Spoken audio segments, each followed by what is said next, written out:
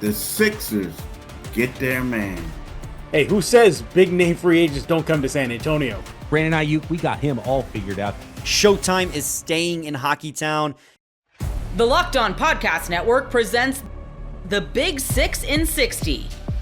The 6 biggest national sports stories from the local experts of the Locked On Podcast Network.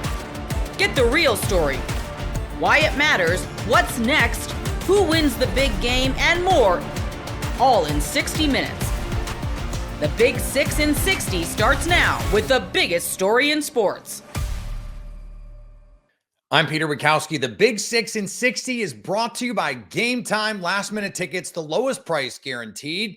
Use the promo code LOCKEDONNFL for $20 off your first ticket purchase. Today, we get the local insights from the top stories in sports, including the biggest moves from NBA free agency and the latest between Brandon Ayuk and the 49ers. But we start with the biggest story of the day. Paul George signed a 4-year max contract with the Philadelphia 76ers in the wee hours over the weekend, adding another all-star piece to a Philly team still trying to get past the second round of the NBA playoffs for the first time in the Joel Embiid era. James Harden and Jimmy Butler couldn't get to the Sixers to the promised land in the past, so why does adding George make any difference? Locked On 76ers host Keith Pompey and John Mitchell set the expectations for next season in Philly. What does this mean to get PG? Well, I know I saw some Vegas odds, and I know that I saw that the 76ers were bumped up into the third favorite team, to win the NBA championship behind Boston, number 1, and between Denver, number 2. So the betting money is behind them early on. And we've been critical. I know I have, and you have too, of what they were doing. And let's be quite honest, the fan base has been critical of what they were doing. But let me give Daryl Morey his props this morning. He I like those old boxing adages. I throw Pernell Sweet Pea Whitaker out there sometimes. This is Philly, and this is the capital of the boxing world for the last 50 years. Bud fight boots. And stop running. But I mean, just looking at I'll say that last night and early this morning, I will say that Daryl Morey was Mike Weaver getting off the canvas against Big John Tate many moons ago, coming in with getting off, and getting a 15-round knockout after losing the 14 previous rounds. I think that the 76ers did well. Right now today, I don't want to hear about. Philadelphia, stop being W.C. Fields and stop saying with the woe is me, woe is me. You got an elite wing. Is he 34? Will he be 35 during next season? Yes, he will. But right now, he's still an elite 6'9" wing, best catching, stop and catch shooter in the league, as we know. It happens to be 6'9". You added, you got your backup center, you addressed that, and Aaron Gordon, and you brought back Kelly Oubre, who so you've got about 7 or 8 guys now, on your roster, and you're much better now than we were at this time yesterday. Paul George is going to have to come here, and Paul George, you're going to have to put aside the old, and one thing, and this, Keith, and maybe people who don't work in this industry don't know, all sorts of narratives develop, especially now with social media, and I'm guilty of it myself. We're talking about, well, Paul George just wants to go somewhere and play the right way.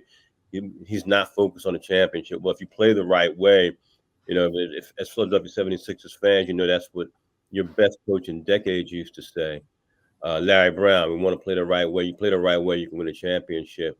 So the 76ers have positioned themselves, for, the window, the Joel Embiid window, because it all functions and evolves and revolves around what he does and how efficient and effective he is.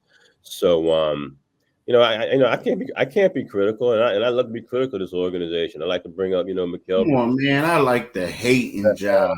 See, the hating time used to take a lot of the pressure off of me, or a lot. Yeah. But you know what? Real rap though, he did do a good job. Now here's the thing: the moves that he made were not surprising. Mm-hmm. And we'll get more into it, but they just weren't surprising because these are the type of players that they've been raving about for a while, right? Yeah. And we'll get more detail, but again, he's been trying to get Eric Gordon for 2 years. Yeah. Now the thing is, we got to figure out how much he has left in the tank, right? Andre Drummond. I was on the radio show last night, and they were like, "Oh, does this mean that Joel's hurt? This, that, da, da, da." Really? People really ask that?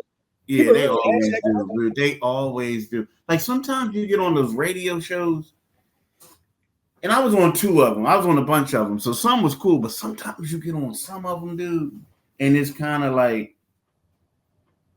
do you watch this team, or you have an agenda? You're Malcolm. And you want me to comment. You know what I mean? You want me to confirm what you believe. Yeah. But I said to him, I said, look, yeah, Joel has been injured a lot. I said, but if you look at the minutes when he's off the floor, you need a legitimate center. Yeah. And Andre, and you look at how they were getting destroyed on the glass. Right. You need a legitimate center, backup center.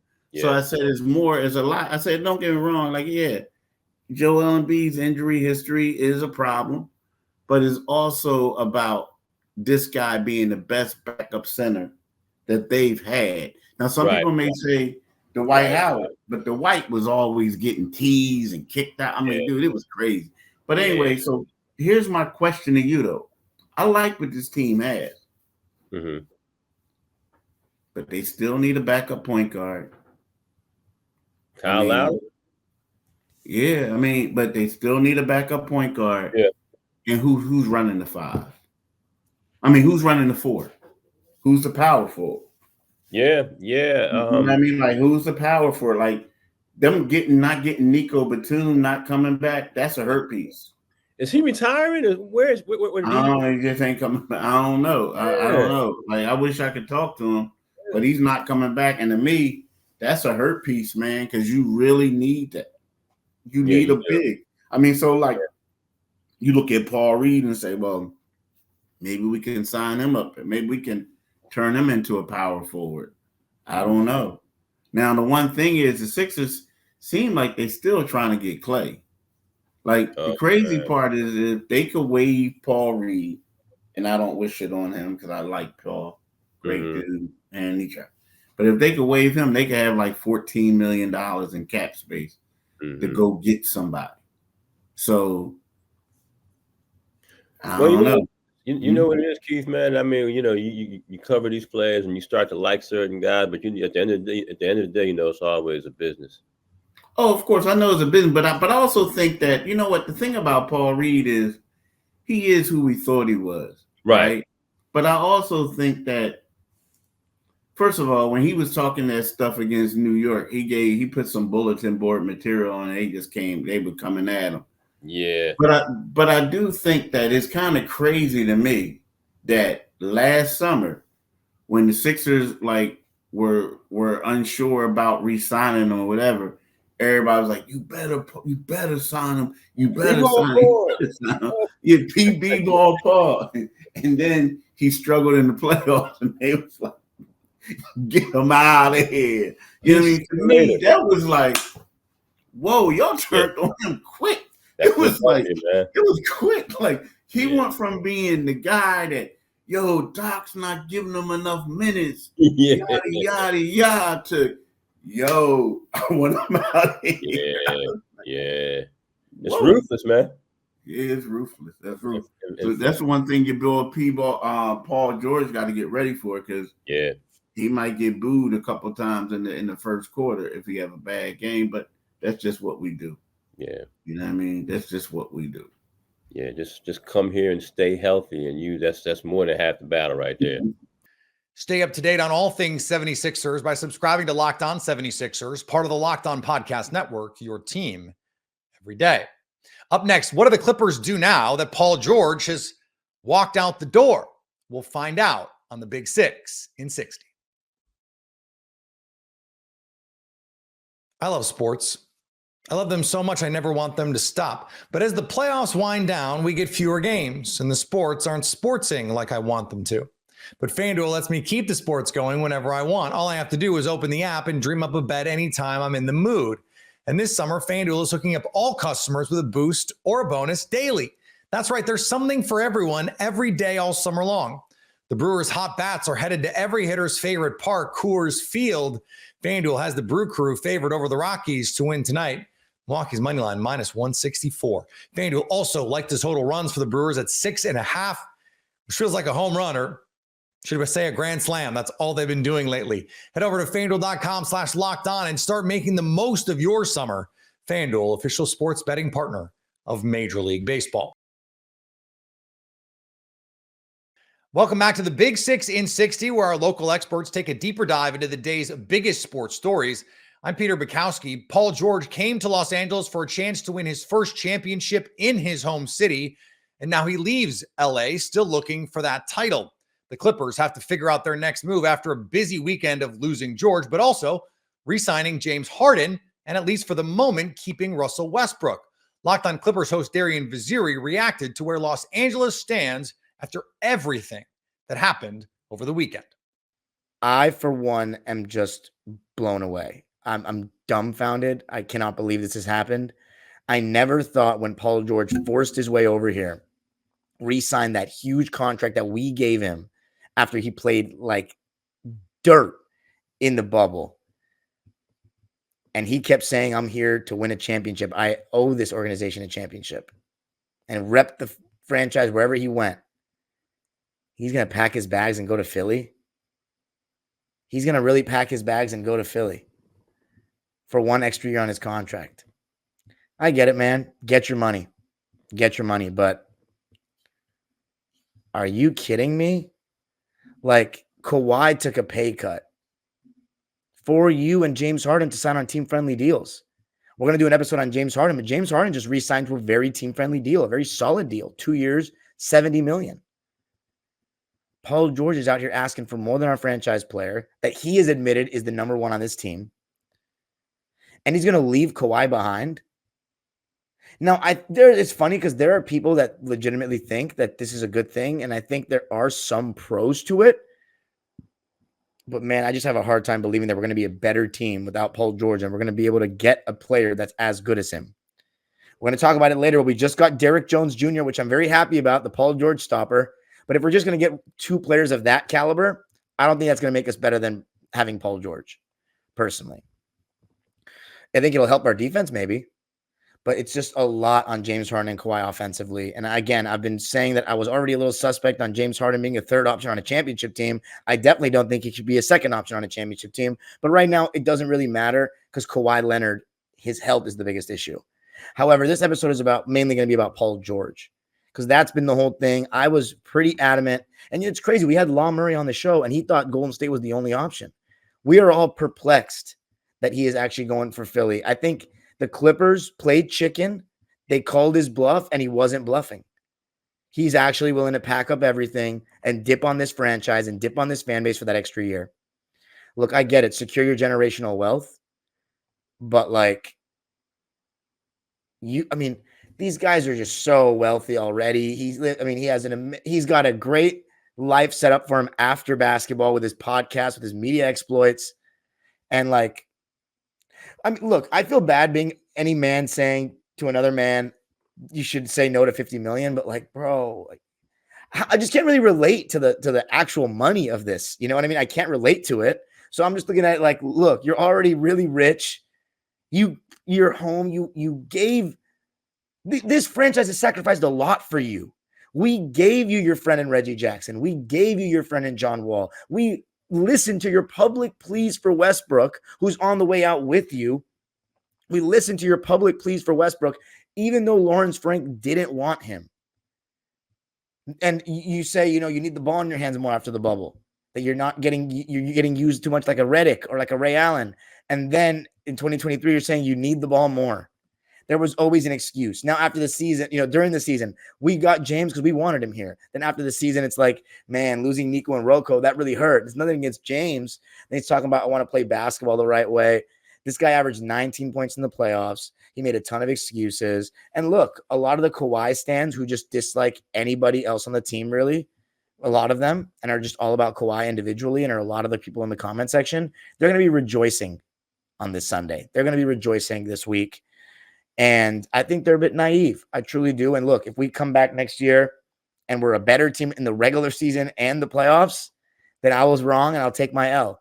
But I don't think that we've gotten better. We're still losing a guy that averages 22 points a game on 46, 37. I mean, what was this field goal? 47, 42, 90 splits. Like, it's just wild. I just can't believe that we gave up everything for him to lose him for nothing. And if you're wondering how we got here, it's fully because Lawrence Frank didn't want, and the crew didn't want to pay him more, that 4-year contract. I don't know if an offer was made for like 4 years, 160 million. So that would be like 40 million per year for those 4 years. But I think the Clippers were very adamant that we didn't want to pay him that 4th year. We wanted the contracts to align with Kawhi so that they expired at the same time. So maybe we can go a different direction then, right? The thing is, the second apron in that new CBA. If you're wondering, how did the Clippers not just pay the guy? Because letting him walk for nothing is a disaster. It absolutely is. It really is, especially given how much that we gave up for him. But how do we re-sign him to the contract that he wants, which is more than Kawhi's getting overall? I believe we've offered him around, what Lon Murray said was we've offered him around the same as Kawhi, which is 3 years, 150 million. You really think you're worth more than him because you've been healthier. I get it. But what about all the excuses? What about all the bad performances that you have? The inconsistencies of a star player? That's the crazy part, man. Like, you're clearly showing that winning a championship is not number one on your priority. Money is. And you could argue that he has a better chance of winning in Philly, but it's like, you know that if Kawhi is healthy, you got a great chance here. You know that. I thought you guys came together to do this together. Now Kawhi's time as a Clipper is going to last longer than you, even though you've played more playoff games. You have the signature playoff moment in front of the Clipper sold-out crowd that he doesn't have. I had Clipper fans in 2022. Many of them, probably majority of them, were telling me they like Paul George more. And now here we are. You've probably made yourself the most hated guy in franchise history, potentially, worse than Elton Brand and far worse than Chris Paul. At least Chris Paul gave us an option to, for him to opt in, and we got guys in a trade for him. I know he was ultimately going to get a new contract with Houston, and he couldn't go there outright, but we ended up getting guys that kickstarted that next era. You left for nothing after we gave up a treasure chest for you of picks and SGA.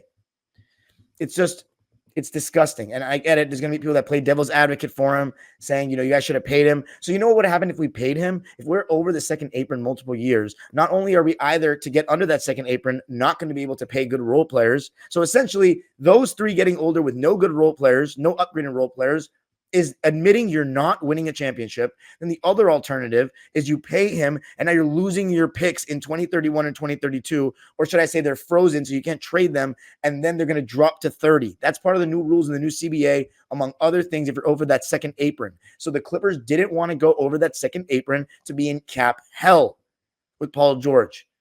He essentially said, you know what? I won't take a pay cut like Kawhi and James Harden. I won't sign a team-friendly deal because I don't give a damn about this. So now he's gone. He wants to get that extra 50. By all means, don't let the door hit you on the way out. Here's my thing about Paul George. I defended him a lot on this show. I had people saying I'm too nice to him. I'm a Paul George stan. Look, I'm not a Paul George stan at all. I honestly don't want him to win a game for the rest of his career, quite frankly, but I'm going to say this. I don't dislike the guy a lot.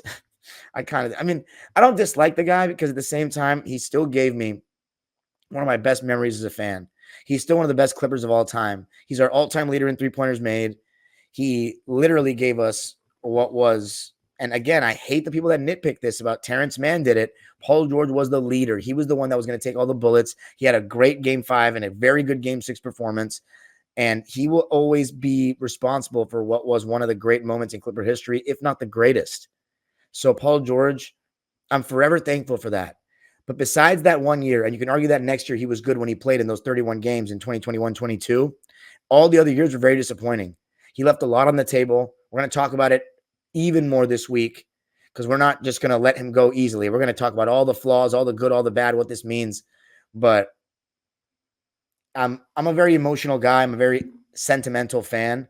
So I'm never going to be able to fully hate on a guy who gave me one of the best experiences as a fan. And for all those wondering, like, conference finals, dude, conference finals, that means nothing. Then you weren't a Clipper fan before this. And if you don't care enough about that, then I just don't know what your experience was in life before that. Because for me as a kid growing up in LA, every time we lost before the second round in the playoffs, I would have to go to school and have to hear it.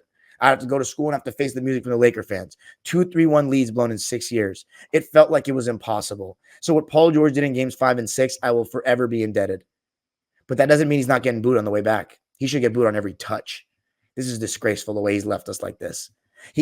We paid him an $176 million contract after he choked in the bubble, and he was already on a pretty nice deal with OKC, and he couldn't repay us with this. Stay up to date on all things Clippers by subscribing to Locked On Clippers, part of the Locked On Podcast Network, your team every day.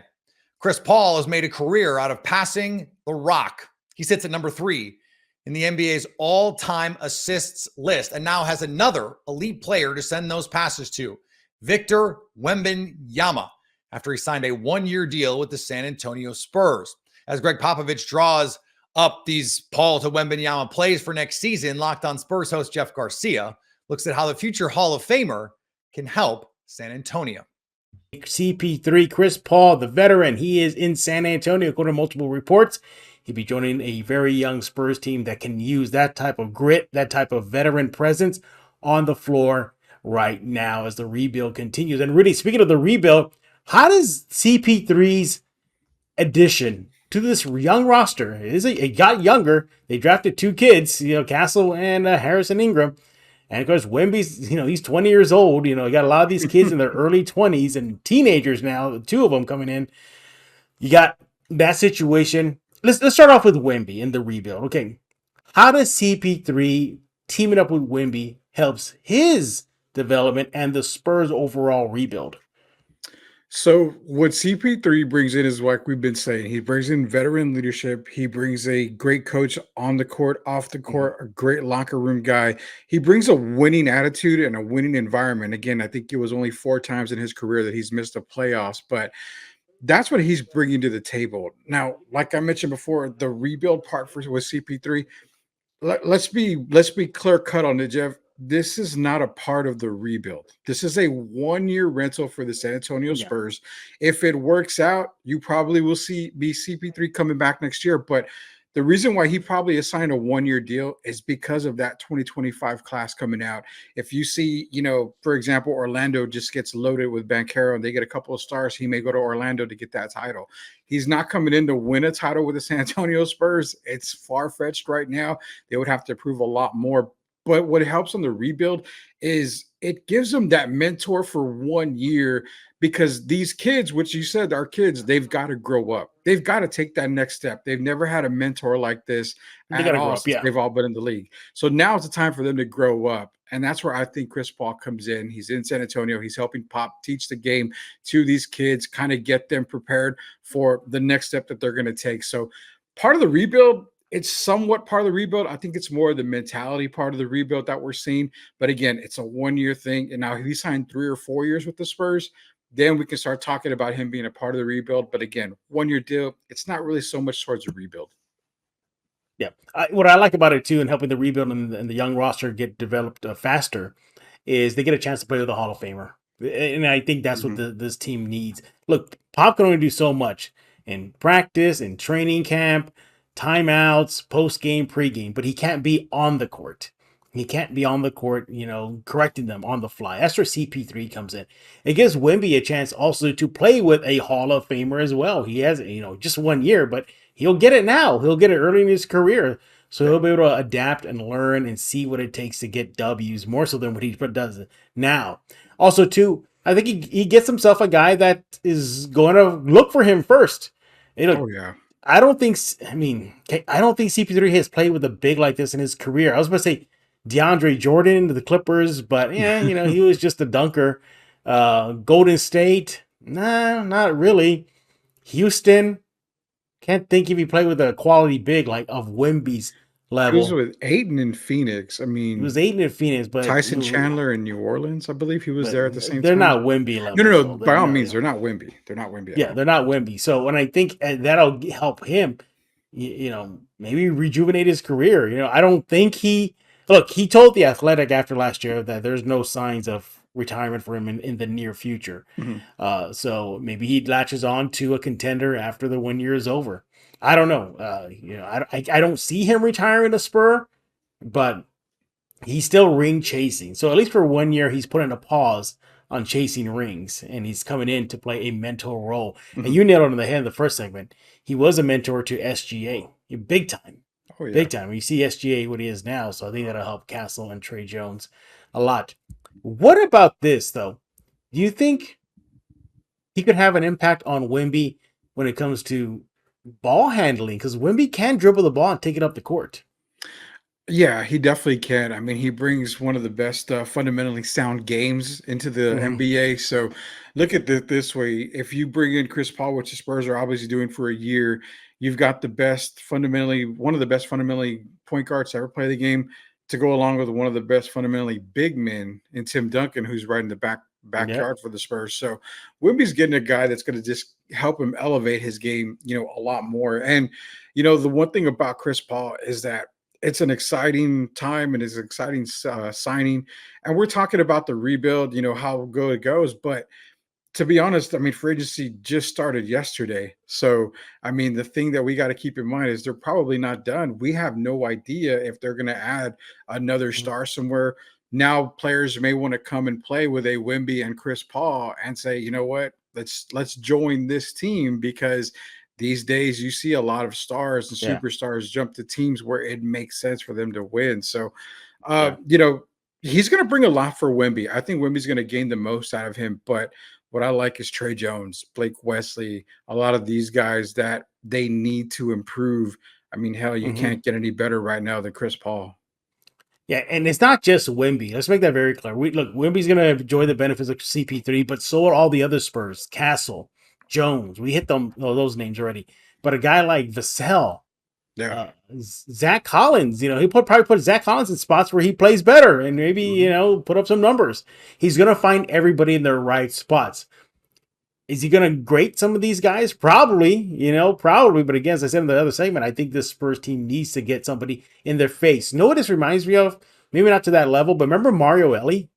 Mario Yeah. Ellie was a Perfect. dog, and he did not care if it was David Robinson. He called him out and chewed him out in front of teammates. Mhm. Look, you get that from a Hall of Famer. I think this young Spurs team can respect that factor and to help in the rebuild. Rudy, your thoughts?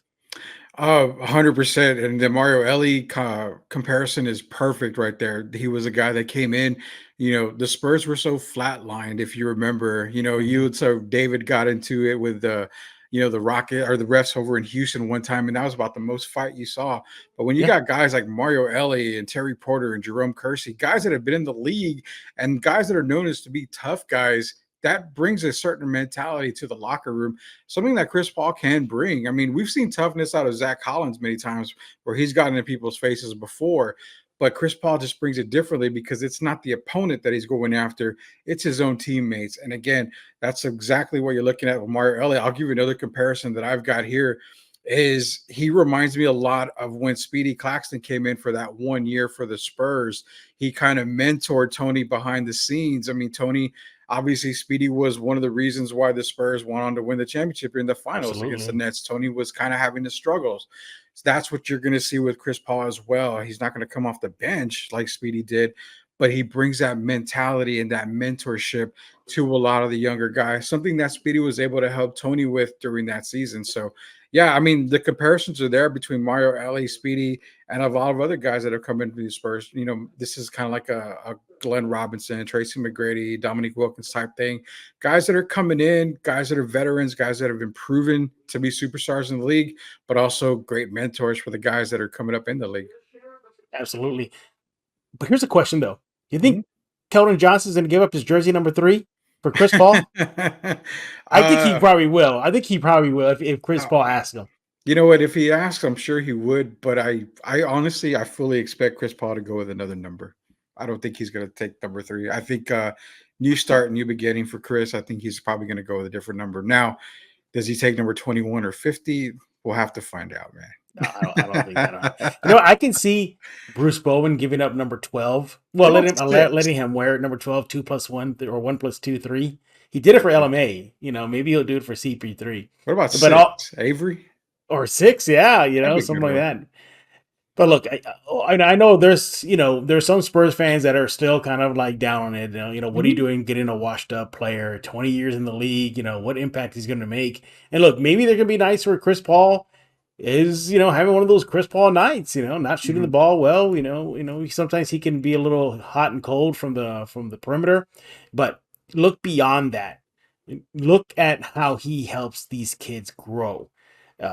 He's probably gonna have nights where he looks phenomenal, and he probably have more often than not than that. Really, I think at the end of the day, you're gonna get a very good contributing veteran, and I think the impact's gonna be felt in the locker room, on the bench, and in tight game situations. And I hope there's some times where Chris Paul is on that court and it's a tight game, and he says, "You know what? I see Castle next to me. Here, you go, you run it."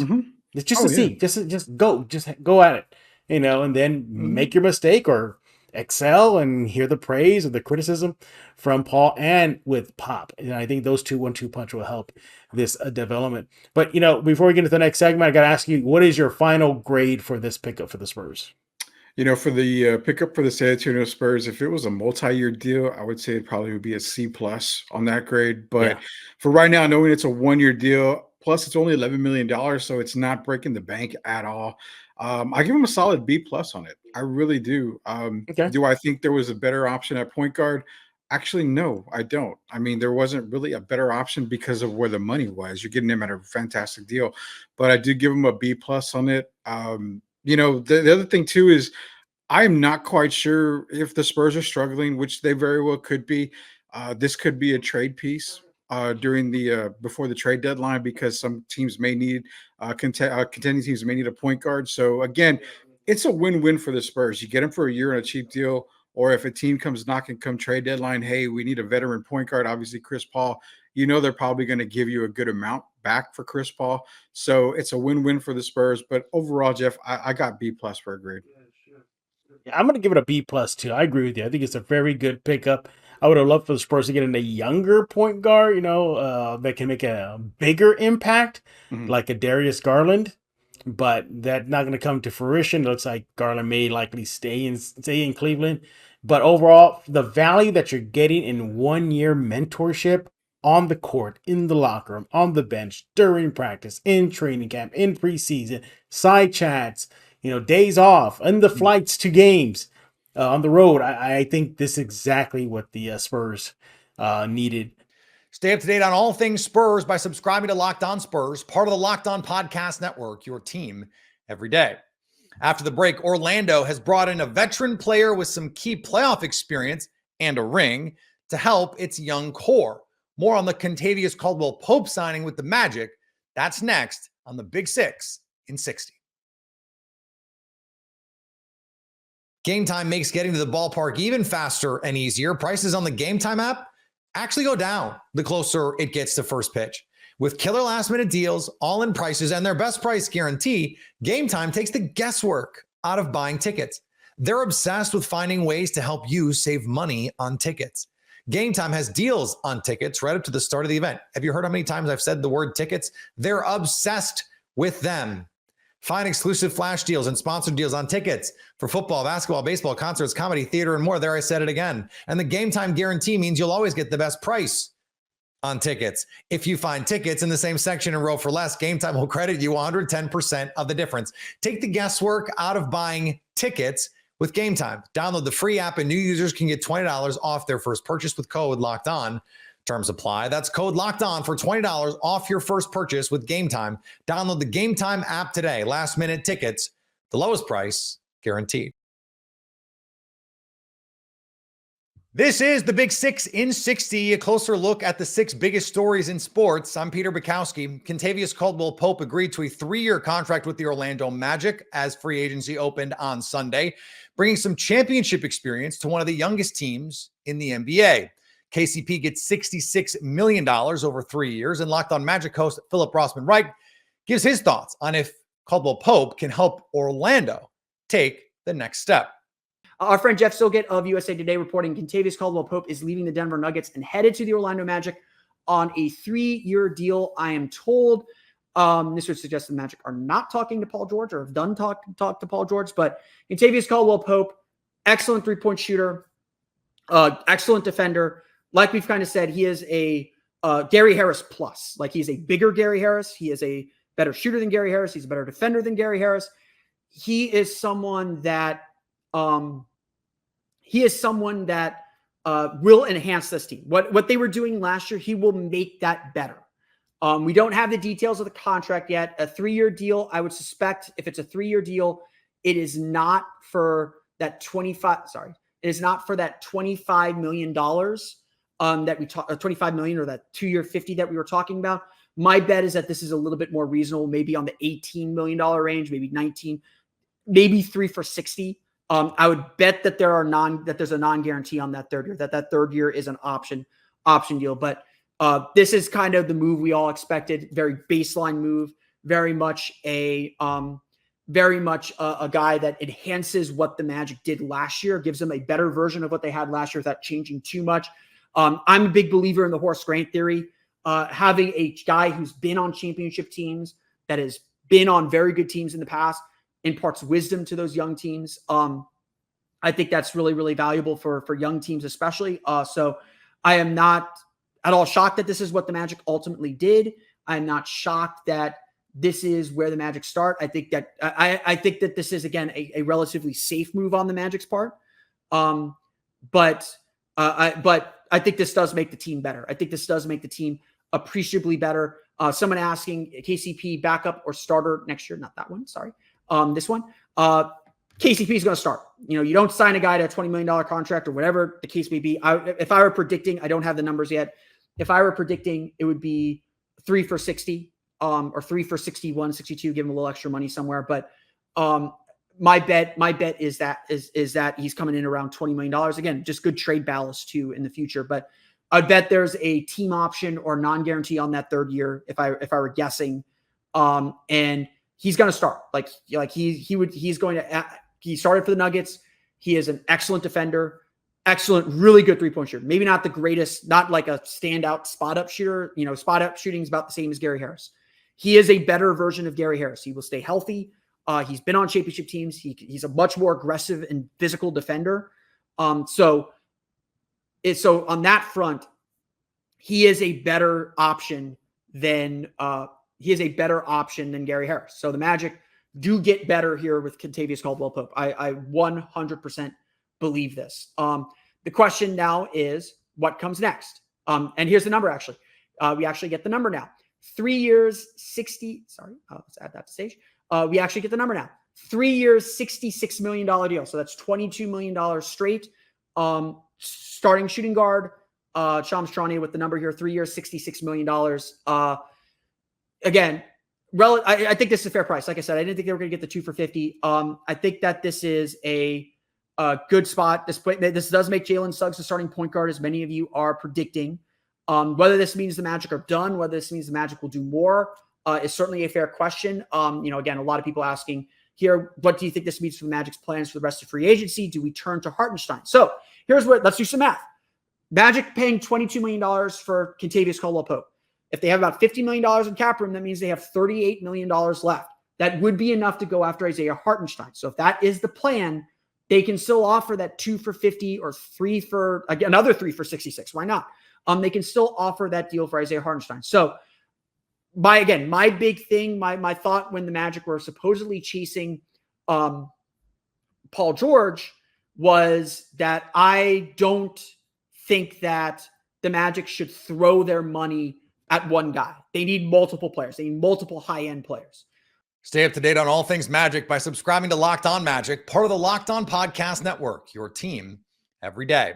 Up next, Brandon Ayuk and the 49ers keep making headlines, but keep getting nowhere in their contract negotiations. We'll get you the latest next on the Big 6 in 60. I love sports. I love them so much I never want them to stop. But as the playoffs wind down, we get fewer games, and the sports aren't sportsing like I want them to. But FanDuel lets me keep the sports going whenever I want. All I have to do is open the app and dream up a bet anytime I'm in the mood. And this summer, FanDuel is hooking up all customers with a boost or a bonus daily. That's right, there's something for everyone every day all summer long. The Brewers' hot bats are headed to every hitter's favorite park, Coors Field. FanDuel has the Brew Crew favored over the Rockies to win tonight. Milwaukee's money line minus 164. FanDuel also liked the total runs for the Brewers at 6.5, which feels like a home run, or should I say a grand slam? That's all they've been doing lately. Head over to FanDuel.com/lockedon and start making the most of your summer. FanDuel, official sports betting partner of Major League Baseball. Welcome back to the Big Six in 60. I'm Peter Bukowski. Nobody knows if the San Francisco 49ers and Brandon Ayuk will be able to come to a contract agreement. And the latest from the weekend didn't make it any clearer. TMZ Sports reported that Ayuk for sure wanted to stay with San Francisco on Friday, but then Ayuk talked about what teams he would play for if not the Niners on an episode of the Pivot podcast released the very same day. What's really going on in San Francisco? Locked On 49ers host Brian Peacock and Eric Crocker search for an answer. Croc, real quick on where Brandon Ayuk's head's at, and you're talking about the respect. And you know, this happens with pro athletes. We're seeing it in the NBA. We're seeing it with Klay Thompson and the Warriors. This is something that happens. It's not unique to Brandon Ayuk's situation with the 49ers. We've seen it with the 49ers, and the last time they did a big deal with the wide receiver Deebo Samuel a couple off seasons ago. Deebo tried to help Brandon Ayuk because he has the benefit of hindsight now, having gone through it. But Ayuk feels a lot like Deebo did then, and it doesn't help when someone else tells you about it because you got to kind of go through it. But you said something that was interesting. You said a lot of 49ers fans are pointing to Brandon Ayuk's ego through all of this. And you said it's not really like that. But it's, for me, having not been a pro athlete, I look at it and I'm thinking, well, how is it not ego? If you really want to be somewhere and you're close to a deal, but you feel disrespected at the same time, and even if you're $4 million a year apart, how is it not ego? So talk to me about that and what it's like to be in that situation as a pro athlete. And I know you never signed a $30 million per year contract, but you signed an NFL contract and you signed pro football contracts, and you know a lot of pros, and you were a pro. So talk to me about what it's like to be on that side of the thing.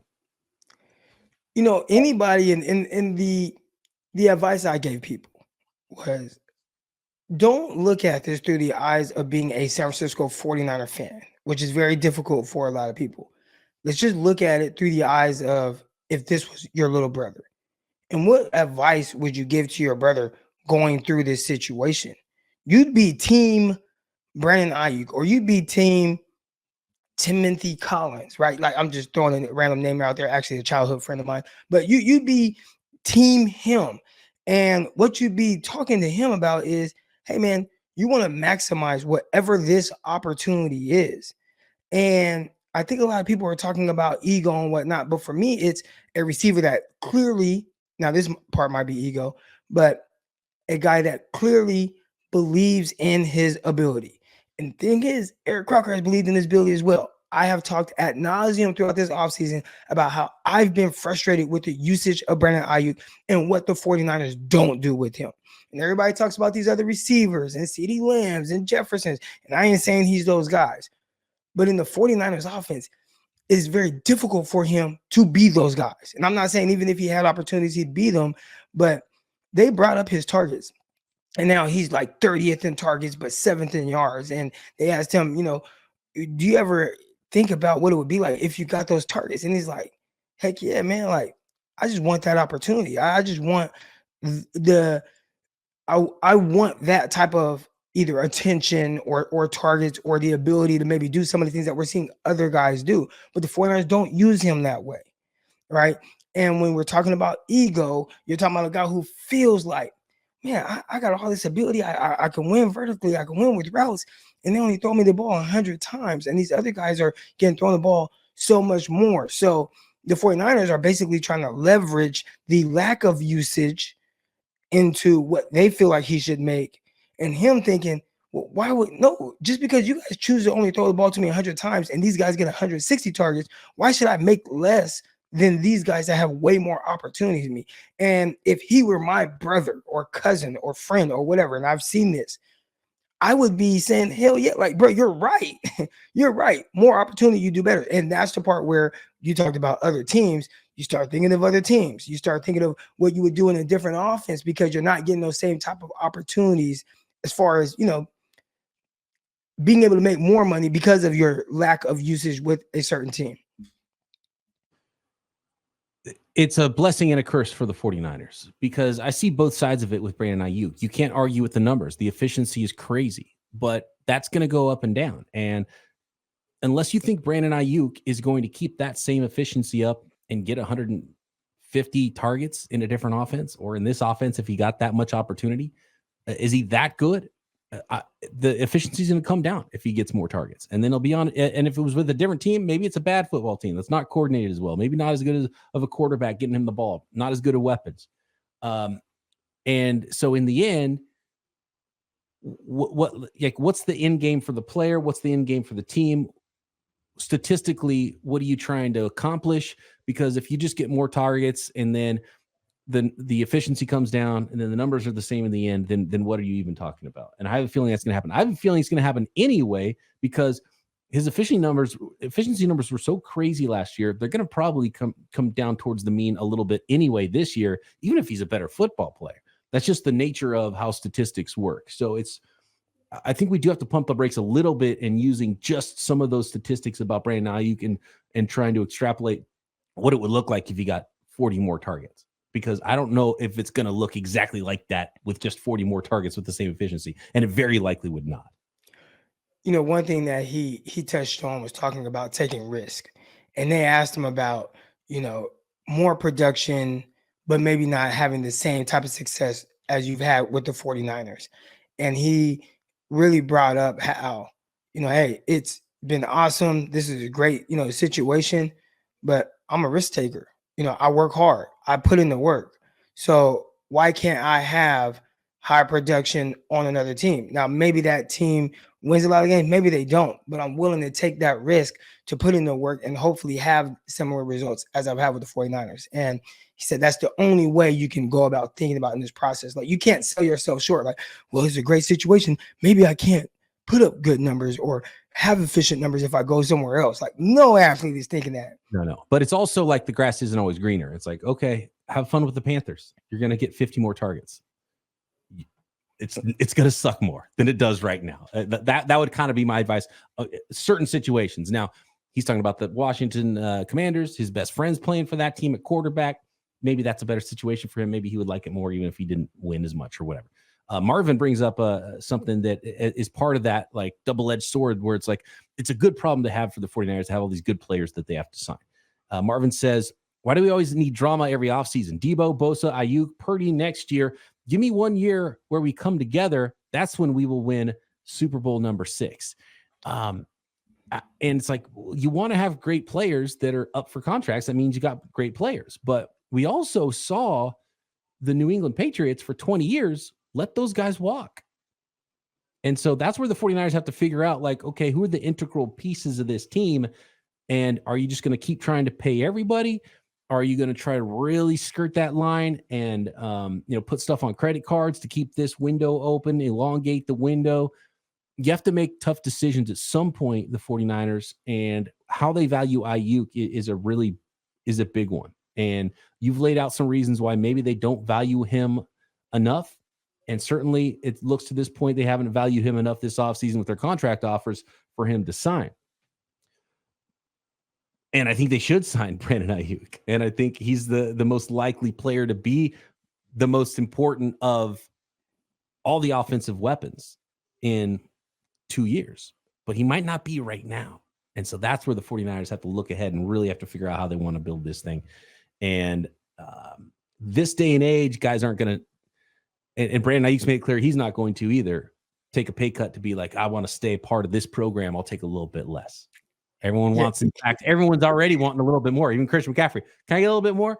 We might hear from Trent pretty soon. Hey, can I get a little bit more? Someone pass me up. I want to be number one, And so it's ongoing, and you got to figure out who you're going to pay. He said he's absolutely not taking a hometown discount, any type of pay cut. Like, absolutely not. Like, whatever I have earned and worked hard for. Like, I want that, and it's very understandable. In the comments now, we have Stovey 4x4ing. He said Bosa wasn't drama. He stayed quiet. And I think the difference is here is Bosa probably never felt disrespected, right? Like Bosa, it was there were no trade talks. There was no, not even entertaining anything with the trade. He was always going to be the highest paid non-quarterback in the league at the time of signing. It was just ironing out some of the details, but we knew that. With Brandon Ayuk, it's a very different situation because they are telling him, we really like you, but not at the price. And they told him that through the media, right? I heard Adam Schefter actually say that, like, they like him, but not at the price that he's looking for. And then they have clearly told him that whole thing with the FaceTime, he's on the phone with Jaden Daniels. We thought he was kind of maybe joking a little bit. He was not joking when he said they don't want me. And he talked about it on the pivot. He said, hey, I had just got off the phone with them. And in so many words, they said, we like you, but not at the numbers that we've been discussing. And they're very far apart right now. And that's a lot of where the kind of this disconnect is. It's not so much that they don't like him and value him. I bet if you just talk about Brandon Ayuk, the football player on the field, and what he brings to your team, they love that. But when you're going to be forced to utilize him a certain way because you pay him a certain way, they don't love that. And that's where the disconnect is. Stay up to date on all things 49ers by subscribing to Locked On 49ers, part of the Locked On Podcast Network, your team every day. Up next on the Big 6 in 60, the Detroit Red Wings re-signed Patrick Kane as we move from the hardwood to the ice to break down another offseason signing from the weekend. Game Time makes getting to the ballpark even faster and easier. Prices on the Game Time app actually go down the closer it gets to first pitch. With killer last-minute deals, all-in prices, and their best price guarantee, Game Time takes the guesswork out of buying tickets. They're obsessed with finding ways to help you save money on tickets. Game Time has deals on tickets right up to the start of the event. Have you heard how many times I've said the word tickets? They're obsessed with them. Find exclusive flash deals and sponsored deals on tickets for football, basketball, baseball, concerts, comedy, theater, and more. There, I said it again. And the Game Time guarantee means you'll always get the best price on tickets. If you find tickets in the same section and row for less, Game Time will credit you 110% of the difference. Take the guesswork out of buying tickets with Game Time. Download the free app and new users can get $20 off their first purchase with code Locked On. Terms apply. That's code Locked On for $20 off your first purchase with Game Time. Download the Game Time app today. Last minute tickets, the lowest price guaranteed. Welcome back to the Big 6 in 60. I'm Peter Bukowski. We wrap things up today with some hockey. The Detroit Red Wings re-signed Patrick Kane to a one-year contract on Sunday. Kane scored 47 points in just 50 games with the Red Wings last season, helping get Detroit to its first 500 finish since 2016. Yeah, it's been that long. Locked On Red Wings host Brian Fisher and Scott Bentley have more on Kane's contract as Detroit tries to continue its rebuild. Let's talk about Patrick Kane. Now, we officially got the word that he is signing with Detroit on a one-year deal with a $4 million base that carries $2.5 million in performance bonuses. What is your first reaction when you hear all of that? Yeah, well, there's a lot to break down there, certainly. We can get into the bonuses and whatnot here in a second, but I think my initial reaction is the term, right? That is genuinely surprising to me, like shocking, I would say. I've been very vocal about how I think Kane was looking for term this free agency, and that was going to be his biggest negotiating chip, and it was going to be one of the biggest factors in his decision. So the fact that he is not only staying in Detroit, if you would have asked me 2 days ago, if you would have asked me 24 hours ago, what would it take to get Kane to stay in Hockey Town? It would be, okay, well, if he stays here, it's going to be because we offered him a multi-year deal. I am genuinely stunned that he is here on another 1-year deal. Again, we can get into the money and the contract and kind of break down the different bonuses and whatnot, because some of them are like pretty much layups. We'll get into all of that in a second. But I think the biggest thing that jumped out at me was just the fact that he stayed in Detroit for a year. And I think that probably is an indication of market, of people either A, not willing to go as high AAV wise and bonus wise as the Wings were, giving him a lot of bonus. I think that's the most you can give bonus money wise is on a 1 year is $2.5 million. So like getting a lot in bonuses, a lot in a 1 year deal money wise, or nobody was willing to give him multi-years, or a combination of both. Yeah. I think then this is all speculation, right? I do like that theory. I think that theory, I would be shocked the market wasn't as strong for him, because we had gotten so many reports, especially like New York. He's from New York, right? Or Buffalo. He's from New York State, at least. And that he may want to go home.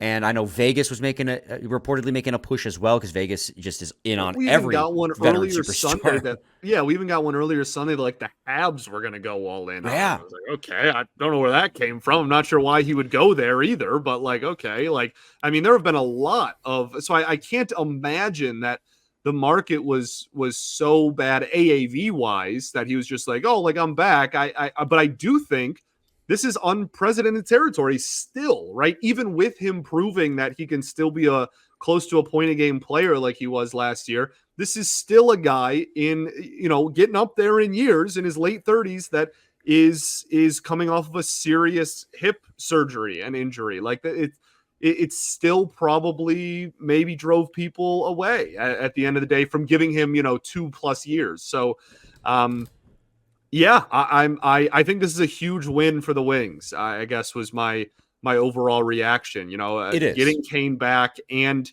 on a 1 year deal, I think is a really, really, really perfect honestly perfect outcome for the Detroit Red Wings. Well, I think you did touch upon something right there too, when you talk about like maybe there's still some trepidation, and we talked about this a little bit a couple of weeks ago. Maybe there's still some trepidation by front offices about the sturdiness of that hip, right? We saw 50 games of Patrick Kane, 47 points, a point per game. Tremendous.